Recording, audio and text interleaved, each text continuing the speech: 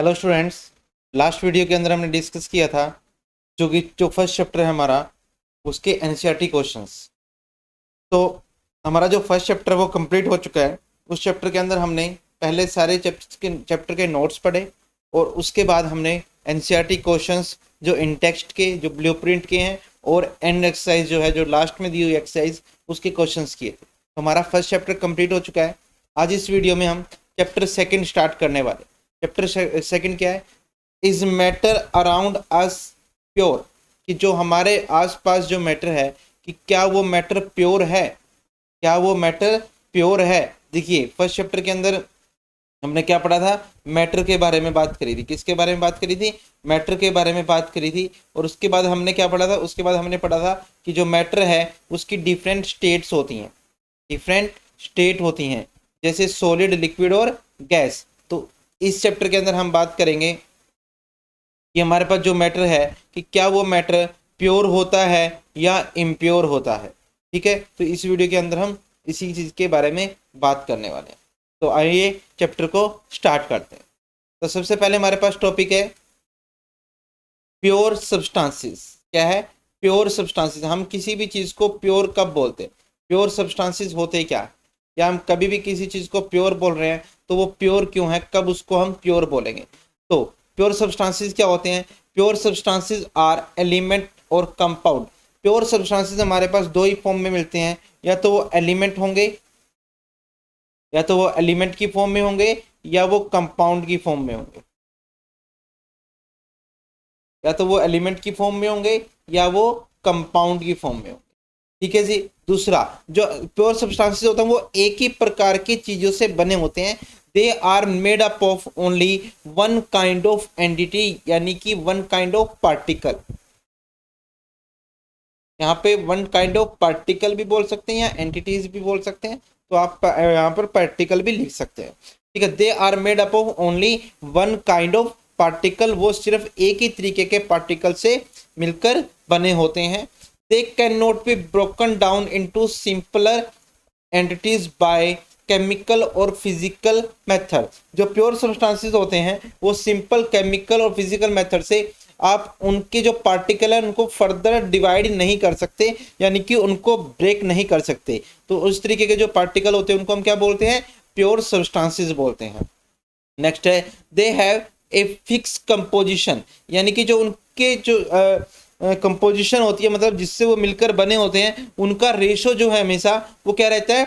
Fix रहता है। उसका रेशो क्या रहता है? हमेशा फिक्स रहता है। जैसे अगर हम बात करें H2O, H2O हमारे पास एक कंपाउंड है और ये हाइड्रोजन और ऑक्सीजन से मिलकर बना है। तो हाइड्रोजन और ऑक्सीजन इसकी दो एंटिटीज हो गई, तो इनका जो कंपोजिशन है वो हमेशा फिक्स रहेगा। यानी वाटर के अंदर हमेशा 2 हाइड्रोजन रहेंगे और 1 ऑक्सीजन रहेगी, तो 2:1 का रेशो रहता है। तो यहाँ पर हम कह सकते हैं कि इनका जो कंपोजिशन है वो हमेशा क्या रहता है? फिक्स रहता है। हमेशा क्या रहता है? फिक्स रहता है। और एग्जाम्पल क्या हमारे पास? डायमंड और कार्बन डाइऑक्साइड, वाटर और भी बहुत सारे हम इसके अंदर एग्जाम्पल्स लेकर चल सकते हैं। तो हमारे पास प्योर सब्सटेंसेस क्या है? Pure substances are the substances which are made up of only one type of particle and have fix composition. उनकी कंपोजिशन क्या होगी? फिक्स होगी। तो उनको हम क्या बोलते हैं? प्योर सब्सटेंसेस बोलते हैं। नेक्स्ट हमारे पास टॉपिक आता है इसके अंदर मिक्सचर। नेक्स्ट टॉपिक हमारे पास इसके अंदर आता है मिक्सचर। मिक्सचर किसे कहते हैं? Mixture are form by just mixing two or more pure substances such that each substance retain its own chemical identity. यानी कि जो मिक्सचर होते हैं वो क्या होते हैं? वो सब्सटेंसेस होते हैं जो दो और दो से ज्यादा प्योर सब्सटेंसेस के मिलने से बनते हैं। मिक्सचर क्या होते हैं? वो चीजें जो दो या दो से अधिक सब्सटेंसेस के मिलने से बनती हैं, और ये इनके मिलने का जो रेशो होता है वो कोई भी हो सकता है, मतलब फिक्स रेशो नहीं होता। और जब ये मिक्सचर मिलता है तो उसकी केमिकल कंपोजिशन यानी कि केमिकल आइडेंटिटी जो है वो चेंज नहीं होती। Chemical identity remains same, remains same.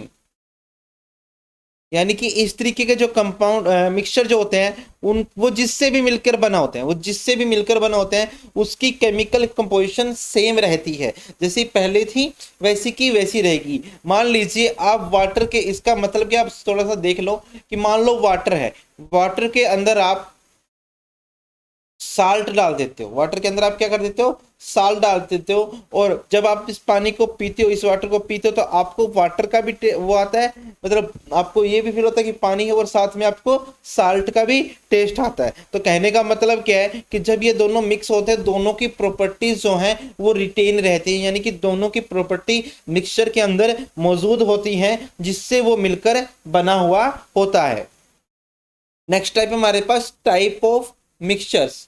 Type of mixture, जो हमारे पास मिक्सचर्स होते हैं वो कितने टाइप के होते हैं, इसके बारे में बात करनी है। तो type of mixtures, there are two type of mixtures. Mixture जो होते हैं हमारे पास कितने टाइप के होते हैं, दो टाइप के होते हैं। फर्स्ट है होमोजीनियस मिक्सचर, होमो, सेकंड है हेट्रोजीनियस मिक्सचर। फर्स्ट है होमोजीनियस मिक्सचर, सेकंड है हेट्रोजीनियस मिक्सचर। होमोजीनियस का मतलब होमो होता है एक जैसा, होमो का मतलब क्या होता है, एक जैसा। होमोजीनियस मतलब पूरा का पूरा एक जैसा है। हेट्रोजीनियस मतलब जिसके जो कंपोजिशन है वो एक जैसी नहीं है, कि मतलब पूरा का पूरा दिखने में एक जैसा नहीं है। होमो मीन्स सेम होता है और हेट्रो मीन्स डिफरेंट होता है। तो यानी कि वो मिक्सचर जो पूरे के पूरे दिखने में एक जैसे हों, पूरा का पूरा मान लो ये मिक्सचर आपको, और पूरा का पूरा मिक्सचर एक जैसा दिखाई दे, उसमें आपको अलग अलग बाउंड्रीज ना दिखाई दें, और अलग अलग जो कंपोनेंट है उसके वो दिखाई ना दें, उस मिक्सचर को हम क्या बोलते हैं, होमोजीनियस मिक्सचर। उस मिक्सचर को हम क्या नाम देते हैं, होमोजीनियस मिक्सचर। हेट्रोजीनियस मिक्सचर किसको बोलते हैं, वो मिक्सचर जिसके अंदर आपको पार्टिकल्स अलग अलग दिखाई देते हों, जिसके अंदर आपको पार्टिकल्स क्या हो, अलग अलग दिखाई देते हो। यानी कि कह सकते हैं कि आप जो भी मिक्सचर है उसकी कंपोजिशंस आपको अलग अलग दिखाई दे रही हो। ये मतलब ये एक कंपोनेंट ये रहा, दूसरा कंपोनेंट ये रहा, इस तरीके से अगर चीजें दिखाई दे रही हैं तो उस मिक्सचर को हम क्या बोलते हैं, हेट्रोजीनियस मिक्सचर बोलते हैं। उस मिक्सचर को हम क्या बोलते हैं, हेट्रोजीनियस मिक्सचर बोलते हैं। तो आइए देखते हैं। तो होमोजीनियस मिक्सचर क्या हो गया, the mixture which has a uniform composition throughout is called as homogeneous mixture। वो मिक्सचर जिसकी कंपोजिशन पूरे के पूरे मिक्सचर के अंदर एक जैसी रहती है, उस मिक्सचर को हम क्या बोलते हैं, होमोजीनियस मिक्सचर और सॉल्यूशन। यानी कि जो हमारा मिक्सचर है वो पूरा का पूरा आपको एक जैसा ही दिखाई देता है, उस मिक्सचर को हम क्या नाम देते हैं, होमोजीनियस मिक्सचर का नाम देते हैं। किसका नाम देते हैं भाई, होमोजीनियस मिक्सचर का नाम देते हैं। फॉर एग्जाम्पल, इसके एग्जाम्पल हमारे पास है sugar in water and salt in water. अब इसका मतलब क्या है कि मान लीजिए आपके पास वाटर के अंदर साल्ट डाल देते हो या शुगर डाल देते हो, तो आप जो सॉल्यूशन है उसमें ये नहीं बता सकते कि ये हमारा शुगर रहा और ये हमारा वाटर रहा। यानी कि आपको अलग अलग बाउंड्रीज या अलग अलग कंपोजिशंस दिखाई नहीं देंगी, पूरा का पूरा फेज जो है वो एक जैसा दिखाई देता है। उस मिक्सचर को हम क्या बोलते हैं, होमोजीनियस मिक्सचर का नाम देते हैं। उस मिक्सचर को हम किसका नाम देते हैं, होमोजीनियस मिक्सचर का नाम देते हैं। नेक्स्ट है हमारे पास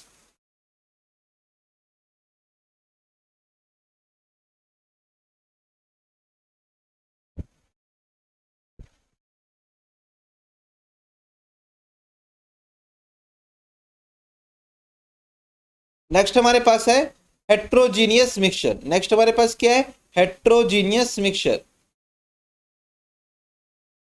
हेट्रोजीनियस मिक्सचर किसको बोलते हैं, वो मिक्सचर जिसके अंदर आपको बाउंड्रीज दिखाई दे। यानी कि जब भी आप दो चीजों को मिक्स कर रहे हो तो आपको अलग अलग से फेस दिखाई दे, उस मिक्सचर को हम क्या बोलते हैं, heterogeneous mixture. A mixture which contain physically distinct part, जो फिजिकली अलग अलग पार्ट दिखाई दे, and has a non uniform composition, जिसकी कंपोजिशन यूनिफॉर्म ना हो, is called as heterogeneous mixture. उस मिक्सचर को हम क्या नाम देते हैं, हेट्रोजीनियस मिक्सचर का नाम देते हैं। उस मिक्सचर को हम किसका नाम देते हैं, हेट्रोजीनियस मिक्सचर का।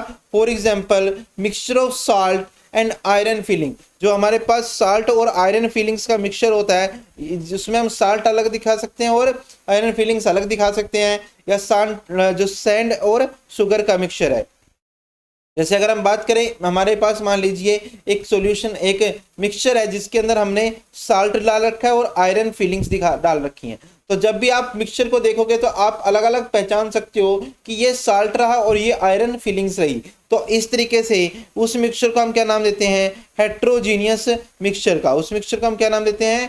हेट्रोजीनियस मिक्सचर का नाम देते हैं। और जब आपको जैसे सैंड में अगर शुगर डालेंगे तो सैंड आपको अलग दिखाई देगा, शुगर आपको अलग दिखाई देगा। उस तरीके के मिक्सचर को हम क्या नाम देते हैं? हेट्रोजीनियस मिक्सचर का नाम देते हैं। किसका नाम देते हैं? हेट्रोजीनियस मिक्सचर का नाम देते हैं। तो आज हमने ये पढ़ा कि मिक्सचर जो है हमारे पास वो दो टाइप के होते हैं, होमोजीनियस मिक्सचर और हेट्रोजीनियस मिक्सचर। आगे हम बात करते हैं type of mixture on the based of type of mixture based on the particle size. Particle के साइज पे अगर हम बात करें तो हमारे पास मिक्सचर कितने टाइप के होते हैं, इसके बारे में बात करनी है। देखिए भाई, हमने जो होमोजीनियस और हेट्रोजीनियस जो डिफरेंस बताए हैं, या दो टाइप के जो मिक्सचर बताए हैं, वो बेस्ड अपॉन फेज कंपोजिशन। यानी कि फेज कंपोजिशन का मतलब कि हमें ये बताना था कि जो हमारा फेज है वो किस तरीके का पूरा फेज एक जैसा है या अलग अलग है। उसके बेसिस पर हमारे पास जो मिक्सचर हैं वो दो टाइप के होते हैं, होमोजीनियस मिक्सचर और हेट्रोजीनियस मिक्सचर। अगर हम बात करें type of mixture based on particle size, तो पार्टिकल के साइज के हिसाब से अगर हम मिक्सचर को डिफाइंड करें तो हमारे पास मिक्सचर जो है वो थ्री टाइप्स के होते हैं। पार्टिकल के साइज का मतलब क्या है कि जिस मान लीजिए आपके पास कोई भी सॉल्यूशन या मिक्सचर है, उसके अंदर मान लो वाटर था, वाटर के अंदर आपने कुछ और चीजें डाली। अब जो चीज डाल रहे हो उसका साइज क्या है, ठीक है ना, उसके पार्टिकल्स का साइज क्या है, उसके बेस पर हमारे पास जो मिक्सचर है वो थ्री टाइप्स का होता है।